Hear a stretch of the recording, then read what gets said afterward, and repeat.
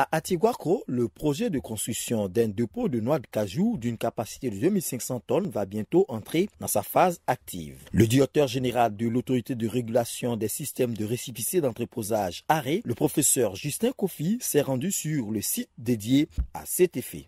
Le cadre d'un partenariat public-privé entre l'ARE représentant l'État de Côte d'Ivoire et la société TBA de Chine, nous avons conclu un accord commercial pour construire 108 entrepôts d'une capacité de stockage de 500 000 tonnes de noix brutes de cajou dans les zones de production.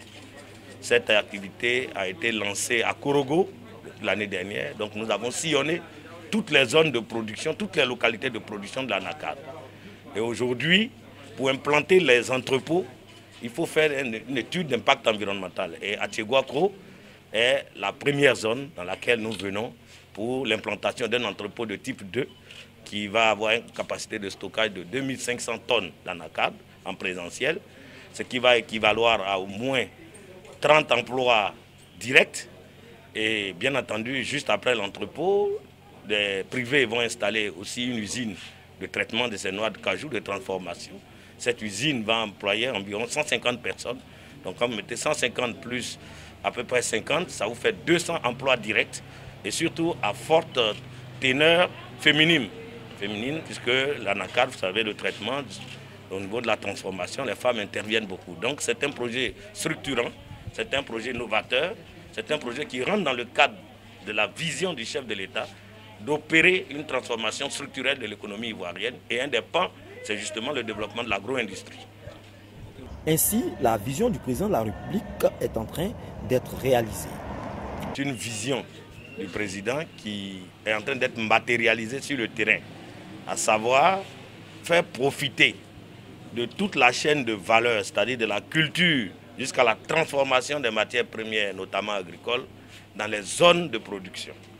Le premier magistrat de la commune s'en réjouit. Je suis très heureux en tant que premier maire de la commune d'Atiguaco de bénéficier de l'installation et de l'implantation d'un tel silo qui va booster le développement à travers l'économie, qui va permettre à nos jeunes d'avoir du travail. Donc je voudrais le remercier et remercier à travers lui l'État de Côte d'Ivoire.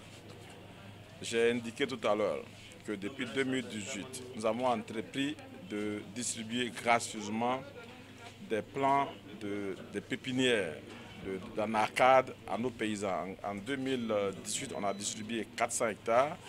En 2020, on va encore distribuer 400 hectares pour permettre à toute la population d'Atiguaco de pouvoir s'exercer à la culture de l'anacad. Donc, je n'ai pas de crainte particulière. Si l'îlot est installé en Côte d'Ivoire, il y aura assez de producteurs pour pouvoir remplir cet îlot-là. Voilà, je voulais vraiment dire merci, merci, merci à l'État de Côte d'Ivoire à travers un tel projet.